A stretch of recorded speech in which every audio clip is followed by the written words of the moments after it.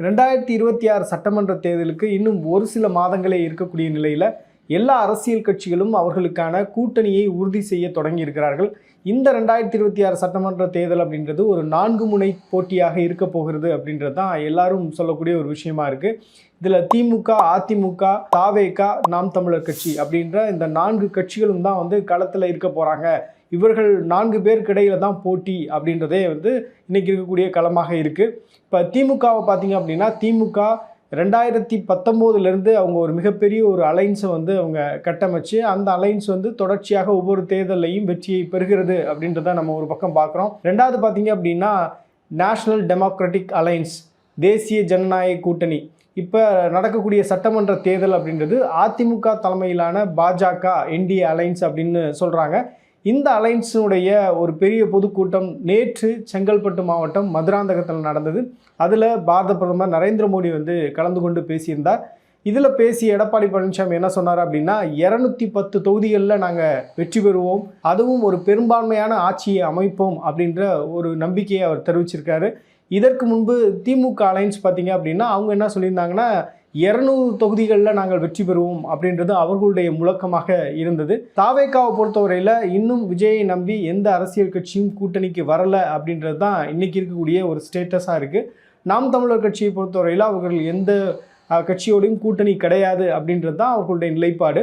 So இப்படியாகத்தான் இந்த தேர்தல் களம் அப்படின்றது இருக்குது. இந்த வீடியோவில் திமுக கூட்டணியில் திமுக எத்தனை இடங்களில் போட்டியிட திட்டமிட்டிருக்காங்க, அதே மாதிரி என்டிஏ அலைன்ஸில் வேறு ஏதாவது கட்சிகள் வருவதற்கான வாய்ப்பு இருக்கா, தாவேகாவோட எந்த கட்சி கூட்டணிக்கு வரப்போகிறது அப்படின்றத நம்ம டீட்டெயில்டாக அந்த வீடியோவில் பார்க்கலாம். முதல்ல நம்ம திமுக எடுத்துக்கலாம். திமுகவை பொறுத்தவரையில் கடந்த 2021 சட்டமன்ற தேர்தலை பொறுத்தவரையில் திமுக 187 தொகுதிகளில் உதயசூரியன் சின்னத்தில் போட்டிட்டாங்க. அதில் 174 இடங்களில் திமுக கட்சியை சார்ந்தவர்கள் போட்டியிட்டார்கள் அப்படின்றத பார்க்க முடிஞ்சது. கூட்டணி கட்சியை சார்ந்தவர்களுக்கு மற்ற இடங்களில் கொடுத்துருந்தாங்க. இப்போ இதில் பார்த்தீங்கன்னா 133 இடங்களில் திமுக உதயசூரியன் சின்னத்தில் வெற்றி பெற்றிருந்தது அப்படின்றதான் இதில் கவனிக்க வேண்டியதாக இருந்தது.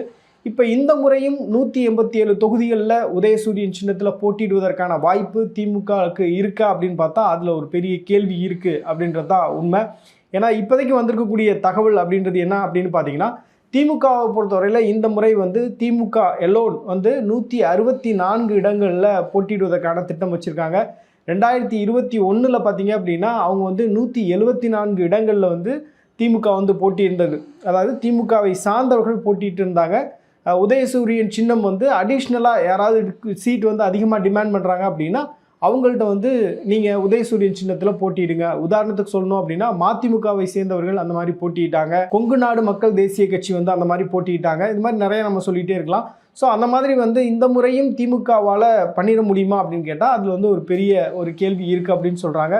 இப்போதைக்கு வந்திருக்கக்கூடிய தகவலின்படி பார்த்தீங்கன்னா, திமுக 164 தொகுதிகளில் உதயசூரியன் சின்னத்தில் போட்டியிடுவதற்காக திட்டம் வைத்திருக்கிறதா சொல்கிறாங்க. காங்கிரஸை பொறுத்தவரையில் 25 தொகுதிகள் தான் காங்கிரஸுக்கு இந்த முறையும் கொடுப்பாங்க அப்படின்ற மாதிரியான ஒரு டாக் அப்படின்றது இருக்குது. ஆனால் காங்கிரஸை பொறுத்தவரையில் ஆட்சியிலும் பங்கு, அதிகாரத்திலும் பங்கு அப்படின்ற ஒரு டிமாண்ட் வைக்கிறாங்க. அது மட்டும் இல்லாமல் 38 இடங்களில் நாங்கள் போட்டியிட விரும்புகிறோம் அப்படின்றத சொல்லியிருக்காங்க. அது மட்டும் இல்லாமல் 3 கேபினெட் மினிஸ்டர் பர்த் எங்களுக்கு கொடுக்கணும்னு சொல்கிறாங்க.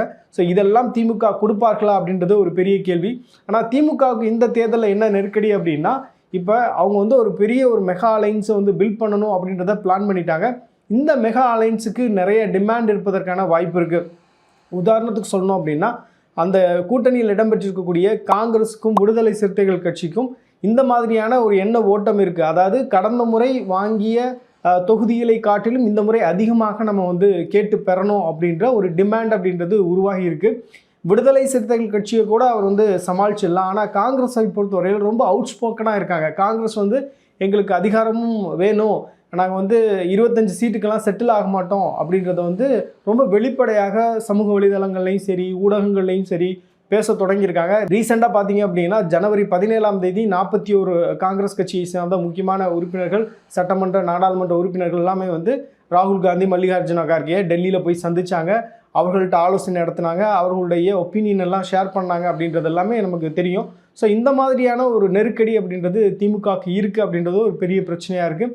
அது மட்டும் இல்லாமல் இந்த முறை வந்து ஒரு வானவில் கூட்டணியை கட்டமைக்கணும், என்டிஏ காட்டிலும் வந்து ஒரு பலம் வாய்ந்த ஒரு கூட்டணியை கட்டமைக்கும் பொழுது வெற்றி வாய்ப்பை உறுதி செய்ய முடியும். 2021 சட்டமன்ற தேர்தலை பார்த்தீங்க அப்படின்னா ஒன்று திமுக, இன்னொன்று அதிமுக.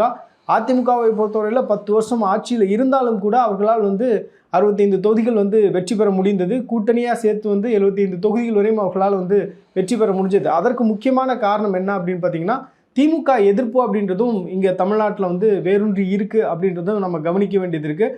இப்போ திமுக அதிமுக அப்படின்ற களம் வந்து 2026 சட்டமன்ற தேர்தலை பொறுத்தவரையில் புது என்ட்ரண்டாக வந்து விஜய் உள்ளே வந்திருக்காரு. இப்போ அவருக்கு வரக்கூடிய அந்த கூட்டம் எல்லாத்தையும் வைத்து பார்க்கும்போது இளைஞர்களுடைய சப்போர்ட்டு, எஸ்பெஷலி பெண்களுடைய சப்போர்ட் அதிகமாக இருக்குது. சிறுபான்மையினர் வந்து ஒரு ஜங்க் ஆஃப் பீப்புள் வந்து விஜயையும் ஆதரிப்பதற்கான வாய்ப்பு இருக்குது அப்படின்னு சொல்கிறாங்க. அப்போ அவருக்கும் ஒரு கணிசமான ஒரு வாக்கு சதவீதம் கிடைப்பதற்கு வாய்ப்பு இருக்குது. ஸோ அதனால் இந்த எலெக்ஷன் வந்து நம்ம வந்து லைட் வெயிட்டடில் நம்ம டீல் பண்ணக்கூடாது அப்படின்றது தான் திமுகவுடைய எண்ண ஓட்டமாக இருக்குது. அதனால திமுக இந்த முறை என்ன பண்ணுவாங்க அப்படின்னு பார்க்கும்பொழுது இப்போ ராமதாஸுக்கும் அன்புமணி ராமதாஸுக்கும் பிரச்சனை இருக்குது அப்படின்றது தெரியும். இப்போ அன்புமணி ராமதாஸ் வந்து என்டிஏ அலைன்ஸில் அதிமுக தலைமையிலான என்டிஏ அலைன்ஸில் போய் செட்டில் ஆகிட்டார். இப்போ ராமதாஸை பொறுத்தவரையில் அவர் வந்து அந்த என்டிஏ அலைன்ஸுக்கு போவதற்கான வாய்ப்புகள் குறைவு. சீனியர் ராமதாஸுக்கு இருக்கக்கூடிய ஆப்ஷன் என்ன அப்படின்னு நம்ம பார்க்கும்போது ஒன்று அவர் வந்து விஜயை நோக்கி போகணும், இல்லை வந்து திமுகவை நோக்கி போகணும். இப்போ விஜயை நோக்கி போகிறதுல என்ன சேலஞ்ச் இருக்கும் அப்படின்னா இப்போ கேண்டிடேட்ஸுக்கான செலவுகள் அத்தனையுமே வந்து விஜய் தரப்பு செய்வதற்கான வாய்ப்பு கிடையாது. ராமதாஸ் அவர்களே தான் செய்து கொள்ள வேண்டிய தேவை இருக்கும். வேறஸ் நீங்கள் வந்து திமுகவோட போகும்போது திமுக வந்து அந்த கேண்டிடேட்ஸ்க்கான செலவுகளையும் பார்த்து கொள்வதற்கான வாய்ப்புகள் இருக்குது. தந்தை மகன் பிரச்சனையை பொறுத்தவரையில் அங்கே அதிகார மோதலை தாண்டி அதற்கு மேலும் ஒன்று இருக்குது அப்படின்னு சொல்கிறாங்க. ஸோ இப்போ அப்படி பார்க்கும்பொழுது சீனியர் ராமதாஸ் திமுக கூட்டணிக்கு போகும்போது அந்த கூட்டணி வலுப்பெறுவதற்கும் வாய்ப்பு இருக்கிறது. இப்போ ரீசன்ட் டேஸில் பார்த்தீங்க அப்படின்னா அந்த பாமகவுடைய எம்எல்ஏ அருள் அவர்கள் வந்து திருமாவளவனும் ராமதாஸ் அவர்கள் தன்னுடைய குழந்தை போல தான் பார்க்குறாரு, பையன் போல தான் பார்க்குறாரு அப்படின்னு பேசியிருந்தார். இதெல்லாம் வைத்து பார்க்கும்போது சீனியர் ராமதாஸுக்கு அப்படி ஒரு இன்டென்ஷன் இருக்குது, அவங்க வந்து திமுக பக்கம் போகலாம் அப்படின்ற ஒரு எண்ண ஓட்டம் இருக்குது அப்படின்றத நம்ம புரிஞ்சுக்க முடியுது. அடுத்து பார்த்தீங்க அப்படின்னா தேமுதிகவை பொறுத்தவரையில் ஒரு 3 ஆப்ஷன் அவங்களுக்கு இருக்குது. ஒன்று விஜயோட போகிறது, இன்னொன்று திமுக அலைன்ஸோட போகிறது, மூணாவது என்டிஏ அலைன்ஸோட போகிறது. என்டிஏ அலைன்ஸை பொறுத்தவரையில் தேமுதிக வைக்கக்கூடிய டிமாண்ட் அதிகமாக இருக்குது அப்படின்னு என்டிஏ அலைன்ஸில் இருக்கக்கூடிய கட்சிகள் ஃபீல் பண்ணுறாங்க. குறிப்பாக அதிமுகவும் பாஜகவும் அப்படியான ஒரு எண்ண ஓட்டத்தில் இருக்காங்க அப்படின்னு சொல்கிறாங்க. ரெண்டாவது பார்த்தீங்க அப்படின்னா திமுகவோட போவதற்கான வாய்ப்புகள் கொஞ்சம் அதிகமாக இருக்குது அப்படின்னு சொல்கிறாங்க. ஏன்னா இதுவரையும் தேமுதிக திமுகவோட கூட்டணி வச்சதே கிடையாது. திமுகவை பொறுத்தவரையில் ஆல்ரெடி அங்கே வந்து நிறைய கட்சிகள் இருப்பதுனாலையும் இந்த அலைன்ஸில் போய் தேமுதிக சேருவதனால் எத்தனை சீட்டுகள் கொடுத்தாலும் அந்த சீட்டுகளில் 3லேருந்து 4 சீட்டுகள் உறுதியாக வெற்றி பெற முடியும் அப்படின்ற ஒரு நம்பிக்கை இருக்குது அப்படின்னு அவர்களுடைய மாவட்ட செயலாளர்கள் பிரேமலதா அவர்களிடம் சொல்லியிருப்பதாக சொல்கிறாங்க. அதனால தான் அவங்க வந்து இந்த என்டிஏ அலைன்ஸ் சார்பில் நடந்த நேற்றைய அந்த பொதுக்கூட்டத்தில் கலந்து கொள்ளலை. அவங்க வந்து இது வந்து சரியான நேரம் கிடையாது, தங்களுக்கான டிமாண்ட் இன்னும் இருப்பதாக அவங்க நினைக்கிறாங்க. மூணாவது ஆப்ஷன் விஜய் வந்து நிச்சயமாக அவங்க போக மாட்டாங்க. ஏன்னா விஜய் பக்கம் போகும்பொழுது செலவுகள் அப்படின்றது அவர்கள் தான் பார்த்து கொள்ள வேண்டிய ஒரு நிலைக்கு தள்ளப்படுவாங்க.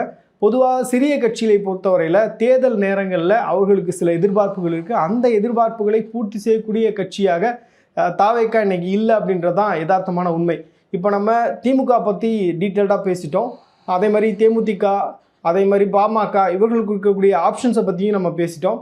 என்டிஏ அலைன்ஸை பொறுத்தவரையில் மேலும் யாராவது வருவார்களா இந்த கூட்டணிக்கு அப்படின்னு பார்க்கும்போது சிறிய கட்சிகளை தாண்டி பெரிய கட்சிகள் வருவதற்கான வாய்ப்பு இல்லை அப்படின்னு தான் நான் நினைக்கிறேன். ஏன்னா என்டிஏ அலைன்ஸ் சார்பில் ஒரு பொதுக்கூட்டத்தை நடத்திட்டாங்க. அவங்களுக்குள்ள சில முரண்பாடுகள் இருந்தாலும் அந்த கூட்டணி ஜெல்லாகுமா, அந்த கூட்டணி வாக்குகளை பெற்றுத்தருமா அப்படின்றதெல்லாம் வந்து ஒரு பெரிய கேள்வியாகத்தான் இருக்குது. ஏன்னா இப்போ டிடிவி தினகரனும் எடப்பாடி பழனிசாமியும் போட்ட சண்டை அப்படின்றது அரசியலில் இதெல்லாம் நடக்குமா அப்படின்னு தெரியாதவர்களுக்கு இந்த சீக்வன்சஸை பார்த்தா அரசியலில் நிரந்தர எதிரியும் இல்லை, நிரந்தர நண்பனும் இல்லை அப்படின்ற ஒரு டயலாக் உண்மைதான் போல அப்படின்ற மாதிரியான விஷயங்கள் புரிய வந்திருக்கும். ஒரு அமமுக கிளை செயலாளருக்கும் ஒரு அதிமுக கிளை செயலாளருக்கும் ஒரு ஒன்றிய செயலாளருக்கும் கிட்டத்தட்ட ஒரு 8 ஆண்டுகளாகவே ஒரு ரைவல்ரி அப்படின்றது கிராமப்புறங்களில் பில்ட் ஆகிருக்கும். அது மட்டும் இல்லாமல் பார்த்தீங்க அப்படின்னா அவர்கள் உறவினர்களாக இருந்தாலும் கூட பேசியிருக்க மாட்டாங்க. திடீர்னு ஓரிரவில் வந்து இப்போ எடப்பாடி பழனிசாமியும் டிடிவி தினகரனும் ஒன்று சேர்ந்துட்டாங்க. இப்போ இந்த ஜெல் அப்படின்றது இம்மீடியட் ஜெல் அப்படின்றது கிராமங்களில் இருக்கக்கூடிய கிளைகளில் நடக்குமா, ஒன்றியங்களில் நடக்குமா அப்படின்னு பார்த்தீங்கன்னா அதற்கு வந்து டைம் எடுக்கும். அப்படியெல்லாம் இம்மீடியட்டாக ஜெல்லாயிட மாட்டாங்க. இப்போ டிடிவியை பொறுத்தவரையில் உண்மையாகவே அவர் வந்து செட்டில்டு ஆகிட்டாரா அப்படின்றதும் ஒரு பெரிய கேள்வியாக இருக்குது. ஸோ இதெல்லாம் வந்து அந்த கூட்டணியில் இருக்கக்கூடிய சிக்கல்களாக இருக்குது. இப்போ இதில் பார்த்தீங்க அப்படின்னா இப்போ தாவேகாவோட எந்த கட்சி தான் கூட்டணிக்கு வரும் அப்படின்னு பார்க்கும்போது ஆப்ஷன்ஸ் மிக மிக குறைவாக இருக்குது அப்படின்றது தான் கள யதார்த்தம். தாவேகாவை பொறுத்தவரையில் இந்த தேர்தலில் ஒரே ஒரு கட்சியோட மட்டும் கூட்டணி சேர்வதற்கான வாய்ப்புகள் இருப்பதாக நான் நினைக்கிறேன். அந்த கட்சியினுடைய பெயர் SDPI. 2024 நாடாளுமன்ற தேர்தலில் எப்படி வந்து எல்லா ஆப்ஷனையும் எக்ஸ்ப்ளோர் பண்ணி பார்த்து வேறு வழியே இல்லை, எல்லா கட்சிகளும் ஒவ்வொரு கூட்டணியோட செட்டில் ஆகிட்டாங்க. அப்போ அதிமுக என்ன பண்ணாங்கன்னா SDPI வந்து கூட்டணி கட்சியாக சேர்த்துக்கிட்டாங்க. ஸோ அந்த மாதிரியான ஒரு சூழலுக்கு தான் இப்போ தாவேகாவும் தள்ளப்பட்டிருக்கு.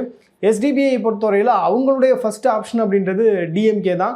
அங்கே ஆல்ரெடி பார்த்தீங்க அப்படின்னா இந்தியன் யூனியன் முஸ்லீம் லீக் இருக்குது, மனிதநேய மக்கள் கட்சி இருக்குது. அதை தாண்டி இவர்களுக்கு எவ்வளோ இடங்கள் அவங்க கொடுக்க போகிறாங்க அப்படின்றது ஒரு பெரிய கேள்வி. இப்போ ராமதாஸுடைய பாமக, தேமுதிகலாம் உள்ளே வரும் பொழுது இன்னமும் ஒரு பெரிய நெருக்கடி அப்படின்றது திமுகவுக்கு உருவாகும். அவங்களுக்கு வைத்திருந்த அந்த சீட்டை வந்து சாக்ரிஃபைஸ் பண்ண வேண்டிய ஒரு தேவை ஏற்படும். ஏன்னா கடந்த முறை 174 நின்றுட்டு இந்த முறை 164 தான் நிற்க போகிறாங்க. கிட்டத்தட்ட ஒரு 10 சீட் வந்து அவங்க புதிதாக வரக்கூடிய கட்சிகளுக்கு கொடுக்க வேண்டிய சூழல் ஏற்படும். ஏன்னா 2021 மக்கள் நீதி மையம் வந்து திமுகவோட கூட்டணியில் கிடையாது. இப்போ அவங்க உள்ளே வந்திருக்காங்க, அவங்களுக்கும் இடங்கள் கொடுக்க வேண்டியது இருக்குது. அப்படின்றப்ப ஒரு கூட்டணியாக பார்க்கும் பொழுது திமுகவுடைய கூட்டணி அப்படின்றது ஒரு ப்ராமிசிங்கான ஒரு கூட்டணியாக தெரிந்தாலும் இனி வரக்கூடிய நாட்களில் எவ்வளவு இடங்கள் ஒவ்வொரு கட்சிகளுக்கும் கொடுக்க போகிறாங்க, அந்த கட்சிகள் திமுக கொடுப்பதை வாங்கிட்டு அவங்க அமைதியாக இருப்பாங்களா, இல்லை வேறு ஏதாவது வந்து ஆப்ஷன்ஸை எக்ஸ்ப்ளோர் பண்ணுவாங்களா அப்படின்றது ஒரு பெரிய கேள்வியாக தான் இருக்குது. திமுக கூட்டணியில் பார்த்தீங்க அப்படின்னா திமுக, காங்கிரஸ், விடுதலை சிறுத்தைகள் கட்சி, இந்திய கம்யூனிஸ்ட் கட்சி, மார்க்சிஸ்ட் கம்யூனிஸ்ட் கட்சி, அப்புறம் மக்கள் நீதி மையம், மதிமுக, அதே மாதிரி கொங்கு நாடு மக்கள் தேசிய கட்சி, இந்தியன் யூனியன் முஸ்லீம் லீக், மனிதநேய மக்கள் கட்சி, இதுபோக தனியரசு, கருணாஸ், வேல்முருகன், ஸ்ரீதர் வாண்டையார் இப்படின்னு பெரிய லிஸ்ட்டே வந்து திமுக கூட்டணியில் இருக்காங்க. இந்த சீட் ஷேரிங் இஷ்யூவை வந்து திமுக எப்படி ஹேண்டில் பண்ண போகிறாங்க அப்படின்றத நம்ம வந்து கவனிக்க வேண்டியது இருக்குது. இந்த வீடியோ ஃபுல்லாக நீங்கள் பார்த்துருப்பீங்க.